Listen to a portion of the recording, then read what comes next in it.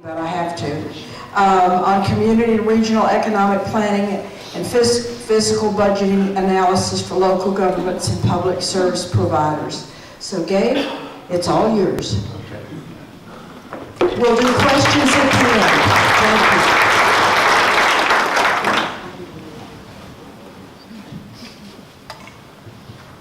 you. Good morning, and thank you for inviting me to the forum. This is my first forum here in Montrose. It's I guess it started off at a place called Heidi's and outgrew it, but this is something that we talk to, particularly our small town clients about that are really just wading into economic planning and economic development, about communication and networking and working together. And so it's a really good sign to have this many folks show up on a consistent basis. I guess this happens every week, which is it's really impressive to me.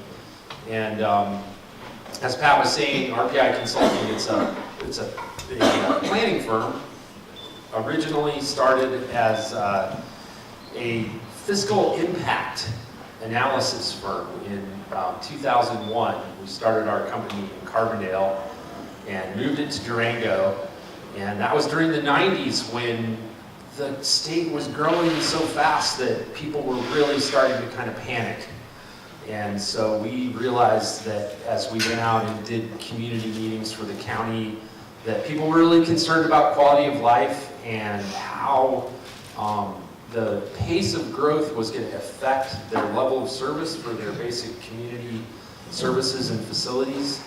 And we just kind of stood up one day and proclaimed that we were consultants. And it worked, I guess. I mean, I'm still here, so apparently people believed us. And I think that was maybe only in the 90s that you could do that. If I had to do it all over again, I probably would have worked for another consulting firm a little bit before I tried to just start one. So there's some good business development advice right there. Try it working for somebody else before you do it yourself. So this project, it's funded by the Colorado Main Street program. And Colorado Main Street has, about 3-4 years ago, really rebooted their entire program. The legislature funded them at a much more robust rate. And so essentially what they did is they went out to bid with a request for qualifications for Main Street pre-qualified consultants. And several of us, of course, put in for it, and they selected a pool of consultants that works directly for the Main Street program in terms of our contracting. So and then the Main Street program works with your local Main Street program, and in this case it's DART and with Chelsea Rosti, who's the Main Street manager for the program.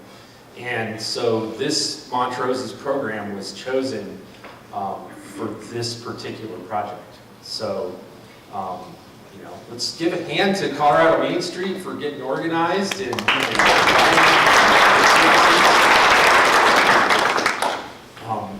I'll tell you, it's just been a blast working for Colorado Main Street because I get to work all over the state for really some of the best communities in the entire state. So it's really been it's been a lot of fun and pretty high pace, and I've met a lot of good people, so it's been a blast. And this project in Montrose has really been, it's been a blast. And part of the reason is that there's good news to tell about your community. There's progress to show. And I think, and there's still some things we can work on. So all those things add up to making it a pretty interesting project. Essentially, the project that we did has a number of components. One, it's called the market analysis and opportunity assessment, and it's specifically focused on downtown. And right now, and so most Main Street communities have a Main Street boundary. Right now, the Main Street boundary for Montrose is the DDA. But we can, we're not absolutely pinned in to only talk about the DDA because it's an entire economy that's part of a larger economy. So we're going to do, essentially we did a market study that includes a demographic analysis. First of all, we kind of define the market boundaries, do a demographic assessment within those market boundaries, and then really look at the difference between sales in businesses in that market area and spending by the residents that live in the market area. So you might have heard the term leakage study before. Not the kind with the city water systems, but this is an actual economic sales leakage study. So we went ahead and did a leakage study. And we also thought and made some observations and recommendations about base industries. And we'll talk about what those are and how they're different. And made some strategies and recommendations, wrote up some strategies and recommendations based on what we've learned. And underlying this is this effort to really understand within the DDA what's there now. And that seems like it would be obvious, but actually in a place as complex as the city of Montrose, trying to figure out what's going on and where it is and what building it's in is actually quite a project to be able to round up all that information. So the interesting, some of this is off, I tried to fix that, but I think most of it will fit on there. Most of the upper western slope is, I would say the entire western slope is interconnected. All these communities have family members in, how many people have a family member living in Delta? Yeah. How many have a family member living in Ridgeway? All right, so let's see. How many are, your entire family's in Montrose? Okay, there we go. So we're very interconnected, and especially from an economic perspective. So here's the thing though, Montrose, the business community, the real estate development community, the city of Montrose have worked really, really hard to develop a robust commercial base here, a base of medical and professional services, to establish this place as a regional center. And it wasn't an accident. You all had to try really hard to make that happen. And so, Montrose enjoys this position, the fruits of past people's labor and today's efforts of being the regional center for a pretty busy part of Colorado, of rural Colorado. So there are connections we know because we've worked with Michelle and her group at Region 10 out on the west end of Montrose County in New Glen, Natarita. Okay, so that's in Montrose County, but hey, it's kind of a long ways from here to there, especially in the wintertime. People come to Montrose for goods and services from New Glen, Natarita. People are constantly back and forth between Delta and Montrose. And within this bigger region, there are relationships up here, interrelationships between these communities in the North Fork Valley. But those are also, in a way, connected back to Montrose. And, they may go for dinner at the Thai restaurant in Ridgeway occasionally, or to one of the events or concerts down there. So this whole area is really interconnected. It doesn't, Montrose is the regional center. It doesn't mean that Montrose is the king and that you get it all. It just means that you're in a really advantageous position within this very interconnected region. So the part that what you can read is that the population of the city of Montrose, well, by now it's probably 19,000. And the market area, the entire market area, that number is 87,000. So, it's a big difference. If you think about our population here, we're just about 20,000. The entire market area, we're pushing 90,000 people in this market area. And that's one of the reasons why it works. That's one of the reasons why a business in Montrose that sells specialized goods or a lot of everything can really thrive well. It's not just because of these 19,000 people, it's because of these 19,000 people plus all the rest of the folks in the region. And then within this, again, we can't lose focus on what we're looking at, really, which is the Main Street program is really about downtowns. So we're going to kind of blow out to the big picture regional view here and then zero into back into downtown.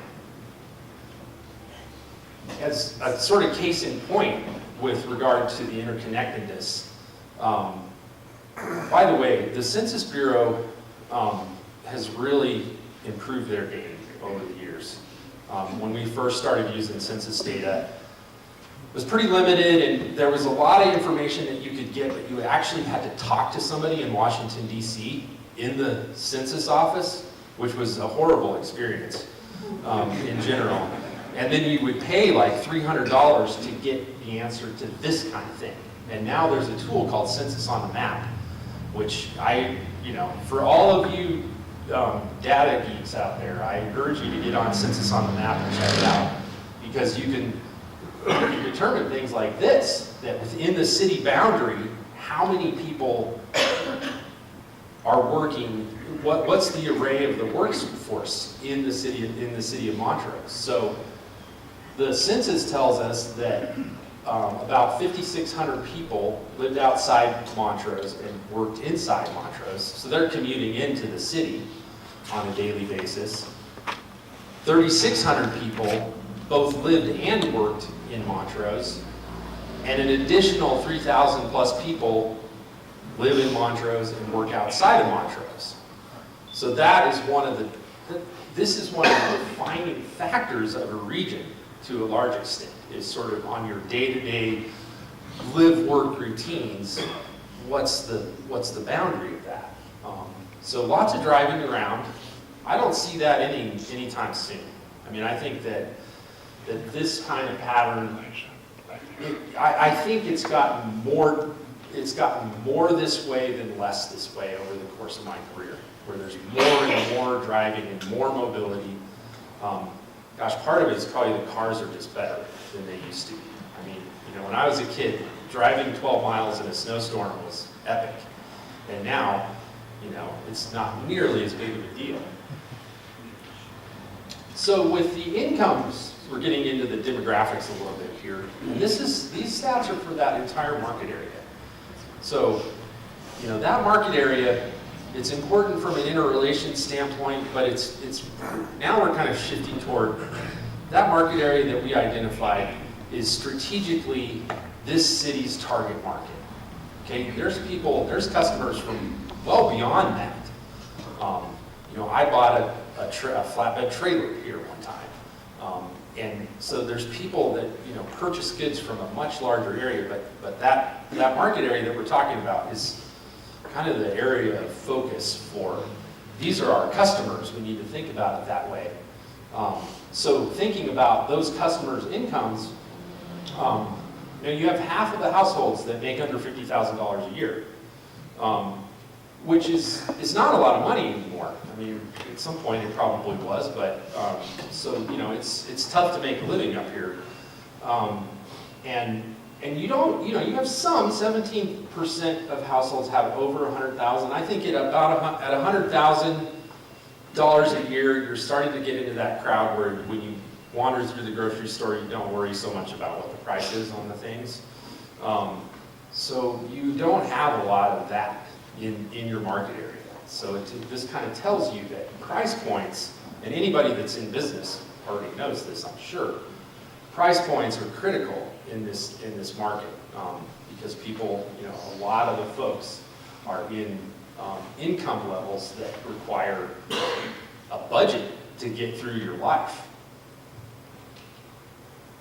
But hey, back to the good news. So this is starting in 2013 up to 2018. Hey, look at the sales. These are calculated total sales from the city's sales tax collections. And this is what your sales have done post-recession. And I think this looks like good news to me. You don't necessarily see this everywhere. You know, I think some of this is probably kind of natural recovery from the recession, but it's also really a lot of hard work on the part of the businesses that have hustled to get their sales back up, and the economic development entities that have helped promote the city and keep ourselves as organized as we can. But this is good news. And by the way, $531 million is a lot of money, especially when you think about the fact that some of these sales are like $5, like a muffin and a coffee. You know, it's not; these aren't all big sales. So there's a lot of cash registers ringing and a lot of work that goes into earning $531 million in 1 year in a city. So that's an impressive. It's an impressive number. And, you know, it kind of reflects this approach that the city of Montrose has had of sort of having sort of the best of both worlds. You have a downtown, and then you have a really robust commercial, retail and commercial sector, mostly along the highway corridors. And it kind of takes both. It sort of takes both of those things to be successful to this tune here. Now, I'm not saying you're done. Like, you got to keep fighting and trying to increase those. But I'm happy to report that this is good news versus bad news. So thinking about spending, this is the part. So we use this software called Esri Business Analyst Online. And Esri is the GIS mapping company that has kind of taken over the world with that software. It's pretty annoying how much they charge for it, but they have, they're really good at some things and not as good at others. Like, if we tried to do this analysis on a small area, like within only the city boundaries, it doesn't perform as well. If we look at it in this entire market area, the tool really does perform well. And this is, in particular, estimating the amount of spending out of the households in a specific geographic area is something that's really unique to this tool. And they are able to do this by really digging into Department of Commerce data, but most importantly, and also kind of creepy, they're looking at credit card receipt data, which has geographic information on it, household information, So our credit card companies, bless their hearts, charge us interest to use their credit, and then they sell the information to second and third parties like Esri Business Analysts Online, and then I buy it back from them and use it for a good purpose. So, but that's how this information gets produced. A lot of it is from credit card receipts. So it's pretty accurate, and there's 2 pages of this, but we don't want to spend a ton of time on it, but it sort of makes sense if you look at it, like going out to eat, department stores. So that's like Walmart and Target and those kind of places. Those are big ticket items. Grocery stores, that's the most expensive kind of retail for a household out there, other than automobiles, right? So this bottom one is automobile dealers. So, cars and groceries, we kind of know, those of us that have paid a lot of bills, that's a big part of it. But also going out to eat. I mean, let's not forget, like, we don't cook every meal. And so people, even with our income spreads that we have here in this market area, almost $100 million in going out to eat going on in our market area. And then, the Esri really breaks it into a pretty fine scale. They try not to lump things in too much so that we can get specific insights about specific kinds of retail stores going forward. And again, we're going to talk about the other kinds of industries. This whole thing isn't necessarily about retail, but we sort of like to talk about it because it's important for downtowns, and it just so happens that we can get information about it. So as consultants, we like to focus on things that we know about. So a big spread of different kinds of sales, you know, home building materials and supplies dealers, that's another big one. You know, beer, wine, liquor, that's not as high as it is in some places, so congratulations on your not bad, not bad. Sometimes that's the big one, so you got to worry about that anyway. So now, okay, it gets a little bit more complicated. You're going to have to like remember your ratios and things like that. But it's morning, so it's a good time for math. There are some categories of those categories that we went through that exhibit a surplus in the market area, in that big market area. So we have to keep in mind that the sales, so the orange is sales, the blue is the orange is sales, which happens at a cash register. The blue is demand. So that's what's going out of the household's wallets and credit cards. So keep in mind as we look at these that this is the supply and demand for the entire market area. So it includes the city of Montrose, but it also includes the city of Delta. It also includes the North Fork Valley. It also includes Telluride, for crying out loud. So we're looking at the whole picture, but if we look at the whole picture, in terms of surpluses, areas where the sales recorded by Esri in the market area are higher than what your resident market area is spending, right? So you're actually, those sales are higher in those sectors than what the residents in the market area are spending. Include grocery stores, okay? So that's, I think that can be explained by the fact that our market area is effectively actually much bigger than what I drew. You know, the market area that we drew is kind of your target market area. That's your primary market area. It's already pretty big. But the market area for Montrose is bigger. And not only that, you do have a lot of visitors that are coming through. So we're boaters. Every single time we go to do Westwater Canyon, we go to the Montrose City Market. That's where we meet. That's where we actually meet up with everybody to shop and go get ready for that trip. So there's some visitation, but I think this big, the surplus that we're recording here of $70,000 or so is related to the fact that people even come from further away to buy some of these things. Department stores, you have a surplus in department stores. Wow. That I have not seen in a Main Street community yet. So that's pretty cool. That means you've got department stores that are drawing people into your town from a long ways away. Okay, so these department stores are not downtown, but there's implications on the fact that those people are in town for downtown businesses. So quite a lot of surplus, not something that we often see. It's definitely a big deal. Okay, I'm glad that's not popping up there. So now we even we're just warming up here. We're just getting more and more complicated. My shooter fell apart here. Hold on a second. Oh, wait. I'm sorry. My computer's trying to talk to me. Okay, back in business. So this is the leakage analysis. And there, by the way, is a written report for all this. There's like a 30-page report. If you really want to get into it, you can get a hold of Chelsea. She can get you a copy of the report. But I'll just give you the rundown here real quick.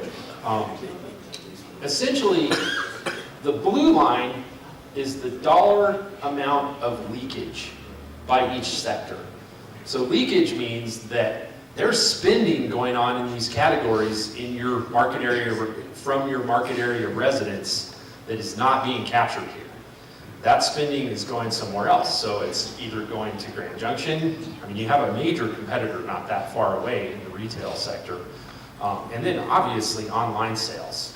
That's, you know, an increasingly larger bite out of retail all the time. So these are the sectors that are exhibiting leakage. And I think like it's really worth just backing up for a sec to this slide and looking at this slide where we have surplus, a lot of our day-to-day stuff, grocery stores, department stores, you know, specialty food stores, beer and wine, we have a surplus in beer and wine, building materials and supplies dealers. These are kind of day-to-day sectors. You're showing a surplus. Where we start to see leakage, you know, with the exception of automobile dealers, by the way, you know, a third leakage in automobile dealers, that's not bad. That shows you that you're capturing, you know, you're capturing 64% of those sales. That's pretty good. You got to give yourself a little bit of a pat on the back for that. And a lot of that's got to be Montrose, where you actually have a number of dealers. But other than that, when you start to look at the kinds of businesses that are exhibiting leakage, a lot of these are potentially downtown businesses. You know, luggage, clothing stores, shoe stores, home furnishing stores, furniture stores. You know, there's a fantastic furniture store downtown Montrose. Downtown Alamosa that does really well. Still a few of those around. Specialty food services, restaurants. These are all things that are potentially, not all of them, but a lot of them are things that could be downtown. So one of the ways to think about leakage here is that this is opportunity. This is unmet demand in the area. We don't know how much of it is real opportunity, but when you start to see numbers like $31 million in health and personal care stores, okay, that's a good number. Like, there's some room. I mean, even if you can't get out all of that, if you can get 10% of it, hey, you got yourself a business there. You know, similarly with books and periodicals, okay, so that's $1.2 million. That's not a huge sector in and of itself. But $1.2 million, if you can cut into some of that demand, you know, there's a little bit of a business plan there. So that's one of the reasons why we provided this information, to sort of provide an order of magnitude using the best information that we have. What do we think the opportunities here are in the region?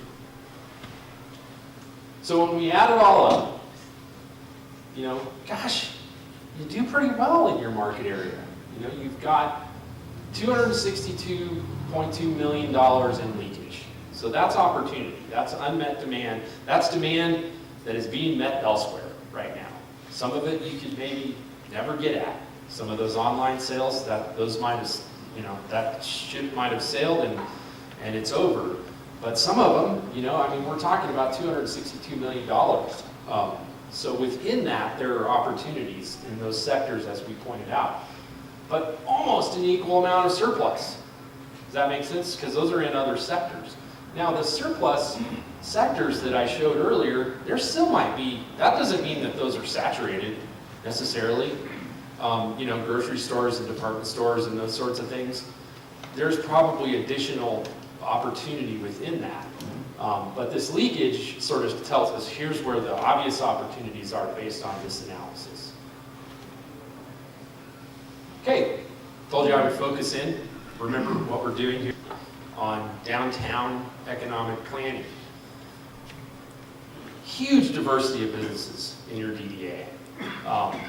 You know, so we just sort of tallied up the number of businesses that we identified under each sector within this DDA. And it's an intense place. There's a lot going on.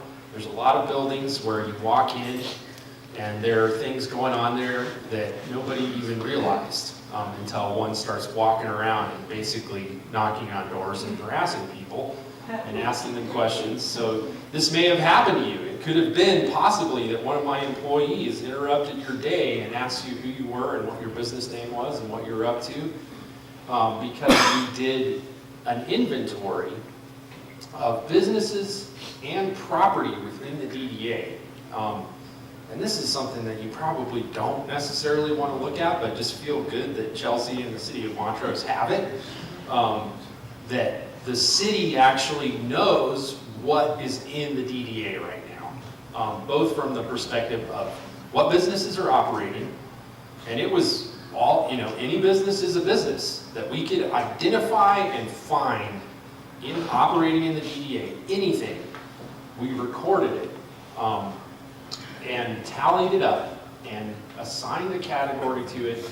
And not only that, we used the Montrose County assessor data to tie each one of these businesses to the specific building that they're located in.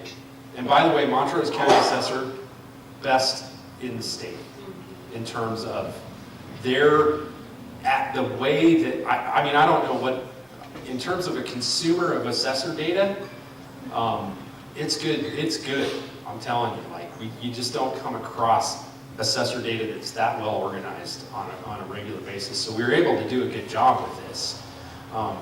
And in some places we aren't. We say we're going to try to do this and it's a mess and we can't do as good of a job. So this inventory is actually quite good. It does require a lot of maintenance to keep up with these things because things change and businesses come and go. But anyway, so that's kind of how we came up with this array of businesses. Very important to know what we have in developing strategies going forward, you know, about what we want to be downtown. So the city tracks sales tax at the city level, we already showed you that, and also at the DDA level. So actually, the sales in the DDA are increasing at about the same rate, right? You're having the same kind of recovery.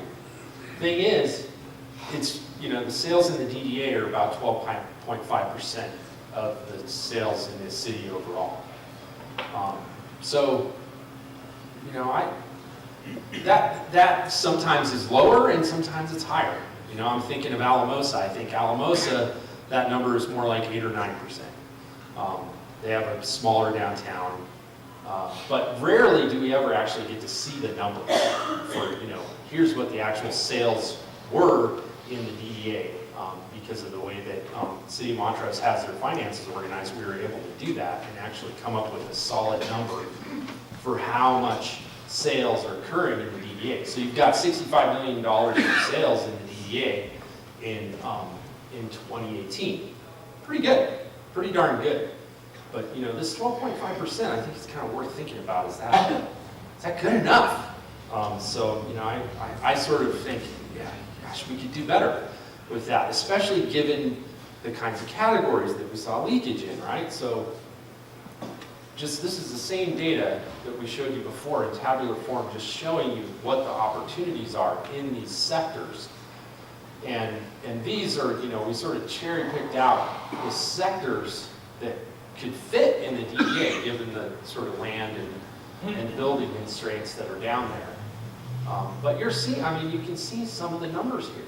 Like these are, you know, some of these are, you know, you've got one where, boy, you're on the fence a little bit as to whether that's really, you know, the Esri's detecting that as an opportunity. But certainly, a lot of these sectors, if not all of these sectors where you're exhibiting leakage, could happen in the DDA. To sort of do two things, to fill unmet needs and to boost the profitability and prosperity of businesses within the DDA, the Main Street area. So now we're going to step back a little bit. We talked a lot about retail sales, but that's not everything, right? Retail sales people, we already established that a lot of your sales are from residents who obviously have to have jobs or some kind of income in order to make those purchases, right? So we sort of step back and we think, okay, so base industries really are industries that bring in new money into the community. You know, if you work at the bagel store and you go to the grocery store and buy groceries after that, the money that you just spent at the grocery store, that's not your money because you made it at the bagel store. However, if half of the sales at the bagel store are from tourists who bring their money in from outside, geez, some of the sales at that place, that's new money injected into the economy. Anything that you export, including, for example, legal services. A lot of attorneys work all over the Western Slope. They've got an office here, but they've got clients all over the place. And so that attorney brings in $500,000 a year. Well, a lot of that money is going to be new money injected into the economy, which is something you very much need in an economy. So thinking about the base industries, the most obvious one and the one that this community has worked on for a long time is tourism. When somebody, I explained it, somebody buys a hotel room, that's new money into the economy that wasn't there before. So you can see when we look at lodging tax that there's obviously a tourism season here, and it looks very familiar to me. You've got your summer peak and that sort of thing, but it just really shows you, hey, you do have a definite, distinct tourism economy here. How much is another question. So, but a lot of it is, a lot of your tourism, it's connected to larger adventures that are going on. And you have a tremendous amount of pass-through traffic. Most of the nights that I've spent in Montrose have been on my way from somewhere else to somewhere else. And I've spent a lot of nights in Montrose because you have a lodging base. So that pass-through traffic acts the same way as tourism. It's just that the marketing is a lot more subtle in terms of getting them to pull over to stop. They're not necessarily on vacation.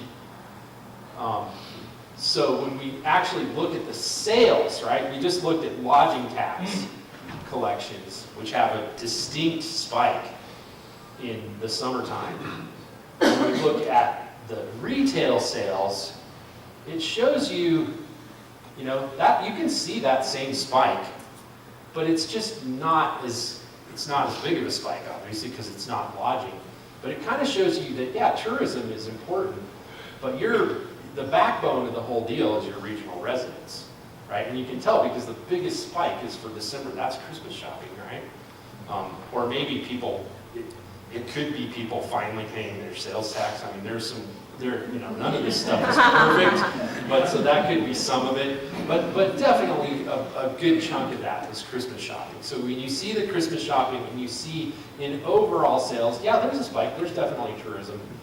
Like, it's just refocused me back on, okay, the real prosperity to be had here are the people that live in this region, and if we can kind of work off of that, our tourists will enjoy that too. And I'm not saying let's not market for tourism.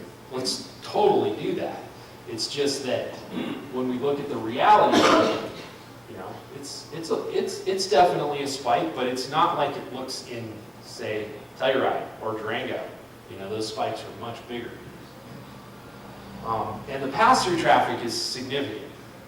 You've got, and you can kind of look at more of this, but you have tens of thousands of vehicle trips, average daily. So we don't know what the peak summer traffic is, much higher, I'm sure, but average daily overall, you've got some pretty big numbers on your streets here. You can get a fraction of those folks to pull over. That's significant. So one of the things that we found out, when we ran around the ZDA and we're doing this business inventory, is that there's a decent supply of office space. I mean, it comes and goes as far as whether it's available, but there's a good stock of it in the DDA. And one of the things to think about with with the professional sector, which generally tends to land in office space, is that those are people downtown, right? They're down there during the workday. They go out to lunch, maybe go for a beer after work occasionally, and are going to notice businesses that are downtown and interact with people and just kind of liven it up. So that's not something that we often think about with the professional sector downtown, that they're actually doing this work, and sometimes it's kind of back room and you don't really know about it, you don't see it that much, but what a professional sector will add to downtown is just a lot of activity and a significant amount of sales. One of the ideas that a couple of communities have really come up with is, so Brumi and Pagosa Springs, they make clothing and then they sell it in the same store. This is a really cool idea. And there are probably some spaces in Montrose. That's why we did that inventory, so that when we come up with these ideas, we're like, oh, this would be really cool. Where could we put it? That's like the first question that we have. I don't know if you've been to Blue Corn Beeswax in Ridgeway, but that's a makerspace, workshop, storefront, really good stuff. River North Workshop in Denver. I've never actually been into this one, but similar sort of thing with ceramic products. But the cool thing about this, I think the sort of most significant part about this example is that these businesses have figured out how to have a product that they can both sell out of their storefront and export online. Right? That's one of the ways that you can really make it work and get through the slow seasons, boost your sales on something that would otherwise maybe not work with foot traffic alone. So thinking about those, thinking about online commerce as an opportunity versus the enemy that's stealing all of our sales, I think is a worthy approach. So getting into some strategies and recommendations. I think my number one recommendation is in planning for economic growth and prosperity in your downtown, maintain a regional perspective. And be constantly thinking about the residents in the regional market area as your target market. And then recognize the opportunities associated with in-commuters and with those professional services sectors. People driving into Montrose to work, those are customers. Those are your regional customers. You have them. You've got a captured audience right there and then, every single working day.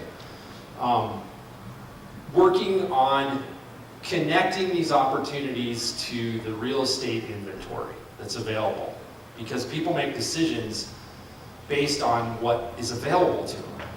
So if we continue to maintain that inventory and connect the dots between here are the opportunities, here's where to put them, we can effectively fill some of the vacancies out there. And it's not like there's a ton of vacancies, but there are, and let's not have any. Let's fill it all up. I'm sure the landlords would love that. So, one of the things that we have thought about a lot is developing a recruitment strategy for downtown businesses. So a downtown recruitment strategy looks different than any other kind of, like, say, retail recruitment strategy where you're trying to chase after a big box or something like that. You're really looking at models, going back and kind of thinking about, oops, I just blew right out of the old gates here.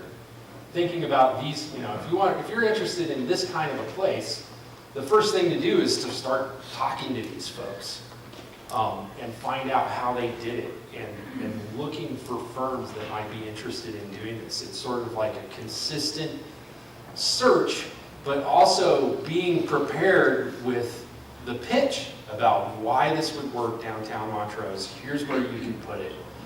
Here's all the opportunities from our sales perspective. Here are the support services that we can offer, etc. Now, this is a. I don't want this to sound strange, but there probably are existing businesses in the city that might do better downtown than where they are right now. So that sounds a little bit like cannibalism, but it really is true. Like, I believe that there are businesses out there that have a certain location that would work much better downtown.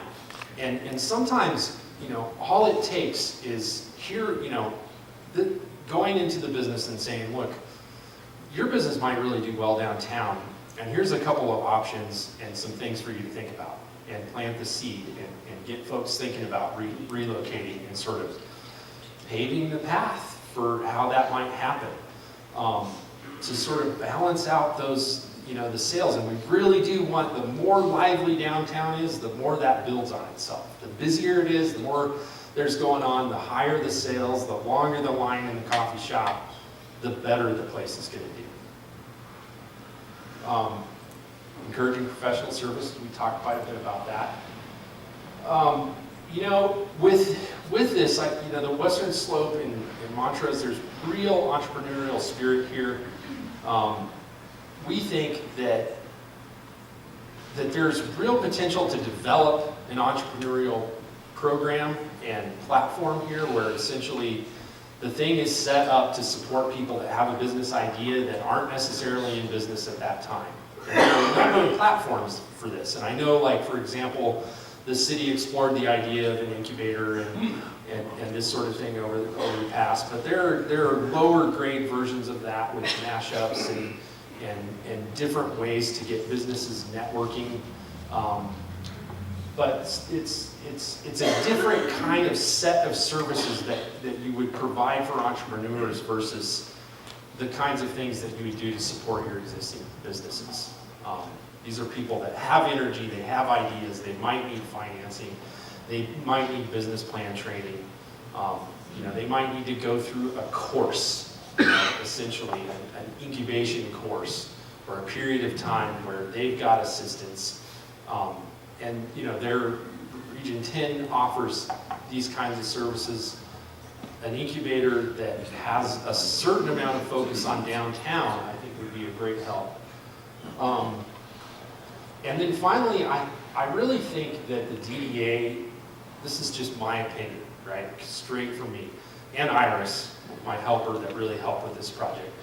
We think that the DDA boundary is a little much for the Main Street boundary, right? So, and part of that is because it's because of what the intent of the Main Street program is. The Main Street program, which is a funding source for, helps. It's not everything. DART is the entity here, but the Main Street program helps. The Main Street program is really focused on walkable, kind of historic downtown areas. And there are sort of two different environments in your DDA from east to west. You've got your sort of walkable downtown, and then we start getting out toward the east end of it, and it's more sort of highway commercial type stuff. There's some lodging out there. I mean, I can understand why the DDA is drawn away in this, but I think it's worth considering for the Main Street program, reducing that boundary to the sort of walkable areas of downtown to sort of fit that, and so that we really are focused on that environment and that kind of economic development going forward. So, that was all the information.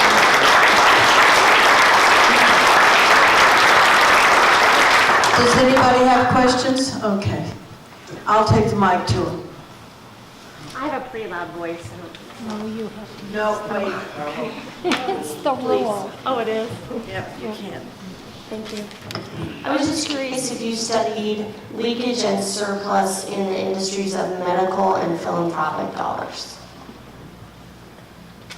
No, because there is no data for that kind of thing. And so I think, we're asked pretty frequently to do feasibility studies for specific kinds of industries. And even when we're focused on a specific thing, outdoor recreation or something that's very specific, it's hard to find data. And so the way, essentially to do analysis like that, you have to look at the supply side and the demand side. So the entities that are offering it, and then what are the demand trajectories. What we found is that we can get a lot of insights by talking to the businesses and the entities on the supply side. That's the obvious place to start. But it's grunt work. It's phone interviews. It's driving around. It's asking people for information that are already operating. So it's basically primary data collection. We love to do it, but it's hard work. And you might ask around, because I don't know that much about that field. Yes. The 2017 tax law that was passed, and they call it the economic opportunity zones. Are you familiar with that? Does your program try to incorporate that? The opportunity zones are certainly something that we think about quite a bit, but I'll tell you what, Michelle at Region 10 and others know more about that than I do, so I'm not going to profess to. We have a program coming up in 2 weeks just on opportunity zones, an update. I guess I better go to that meeting. Yes, you bet. Back row.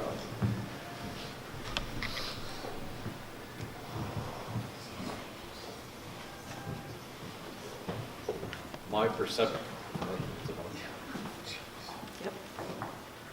perception is that Montrose has an aging demographic and perhaps aging more than other communities because of the number of retirees moving in to this area.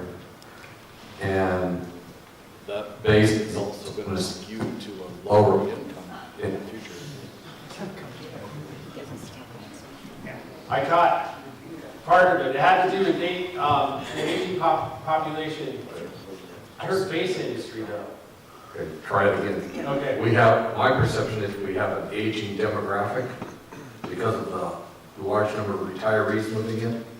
So maybe our demographic in the future will be skewed towards an older population and perhaps a population with a lower income because it's a fixed income.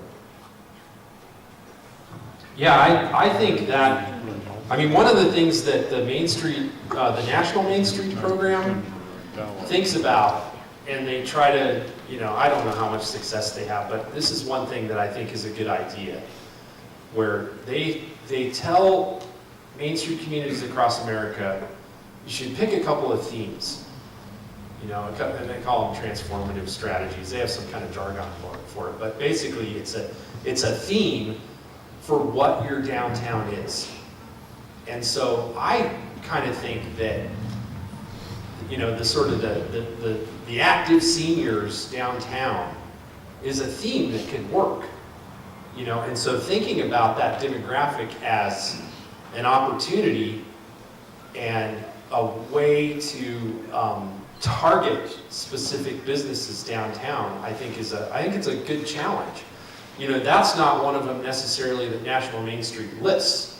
Is sort of active seniors. That's not necessarily on their list. It's convenience and nightlife and these different other things. But I think that would be a really pragmatic sort of theme for what could downtown be, what kind of businesses should we target, should we go after. I think that should be an undercurrent of what we always think about here in Montrose. What kinds of activities and businesses would draw our seniors downtown and make that a good experience for them.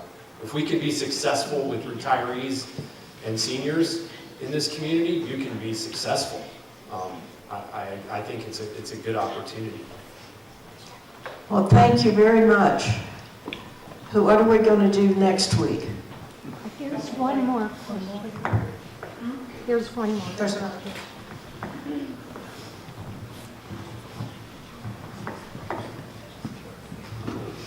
So I look at the city planning map for roads, and they show like an east bypass. And as you know, CDOT is looking at trying to do some improvements for safety and things like that. The county's looking at commercial nodes along the 550 boundary. In looking at capturing some of that detail, what are the pitfalls of creating a bypass? Delta has their riverfront bypass. That's got to have some effect on the retail sales. Are you working with the city on traffic patterns? I am not working on any of the transportation planning for the city. I'm not going to give you a very solid answer on the bypass because it really, I've seen it both ways. I've seen communities trying to get rid of their bypass, and I've seen communities trying to get one. In Woodland Park, they're trying to get one. And they're convinced that for a lot of good reasons that this would help their downtown to just route some of that traffic out around the downtown so that they can do more, pedestrian-friendly facilities and so that they can basically take control of the road and take it from CDOT essentially. So, there are arguments both ways, I think, as far as that goes. Obviously, if you have a bypass, you have less pass-through traffic. And it's super critical in designing that bypass to make it really obvious that if you turn here, you go downtown, and downtown is really awesome. So I think those are some mistakes that have been made with bypasses that you just blow by it, you know. An interstate town is a prime example. You know, you got Lyman. How many of you people have ever been downtown Lyman? Okay, that's pretty good. How many of you just stayed out in a motel in Lyman in a snowstorm and never went downtown? Right, most of us, that's what happens. So the major mistakes have been made, and a lot of communities are working to recover from those mistakes. So I just would urge caution and lots of critical thinking in going into a decision like that, because it has real impacts, positive or negative. You know, Glenwood Springs right now, it's got so much traffic downtown it can barely function. So I just want to let everybody know we're not considering an east bypass in the next 20 years. So just so people don't leave this meeting thinking we're talking about an east bypass. okay, no bypass considered for 20 years. Transportation plan for 15 to 20 years. Did you guys hear Bill Bell is not on the city's plan for 20 years? So don't leave here saying the city, I heard today the city's planning about it. Okay, fantastic. Thank you so much. That was great. Let's give them a big round of applause.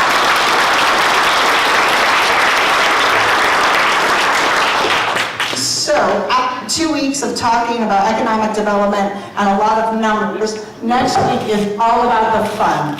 Next week, we are going to be talking about what fun stuff is happening in Montrose this summer. So, Dave Bowman is going to be here to talk about the Summer Music Festival. Alexis Fornan with the City of Montrose is here to talk about city events like Funk Fest and other concerts and events and block parties that are happening this summer. The Montrose Center for the Arts will be here to talk about their new building and what events they're holding for the arts.